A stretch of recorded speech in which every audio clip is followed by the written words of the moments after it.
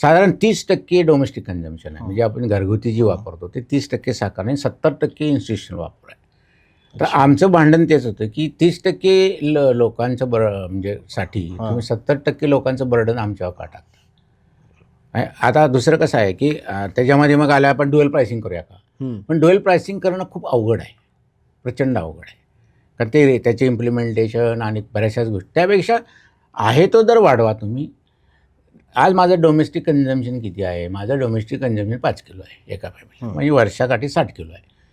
माझे 10 रुपये कास वाढले तर माझे किती पैसे वाढले. 600 रुपये वाढले. 15 रुपये वाढले ते 900. म्हणजे 1000 रुपये वार्षिक माझा खर्च हा काय मला काय महागाई म्हणता येणार नाही. आणि हे आम्ही सारखं बोलतोय सारखं. दुधाचे दर वाढतात सगळ्या.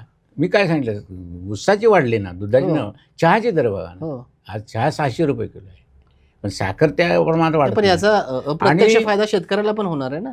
म्हणूनच वाढवा म्हणतोय. कारण 70% जे साखर घेतात, आज तुम्ही दुधामध्ये आहात आणि जे बायोपॉटरपर्यंत त्यात आहात, तर 1 किलो मिठाईमध्ये 400 किलो तरी साखर असते.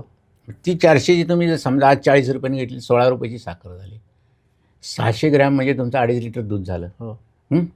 त्याचे काय असतील ते तुमचे 120-130 झाले 140 रुपये. 140 अधिक तुमची कन्व्हर्शन किती धरणार तुम्हीच सांगा.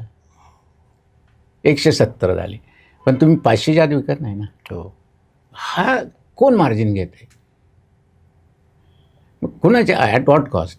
द्या ना आम्हाला 50 रुपये तुम्ही साखर करा, त्याचं त्यांना काय करायचं. कारण त्याची MRP तो ठरवते. साखरेचा दर जरा जरी वाढला तर चहाचा दर वाढतो. आम्ही विचारू शकत नाही. चहा घ्यायला गेला, अरे काल 10 होता आज 11, आज साखर वाढली साहेब म्हणतात.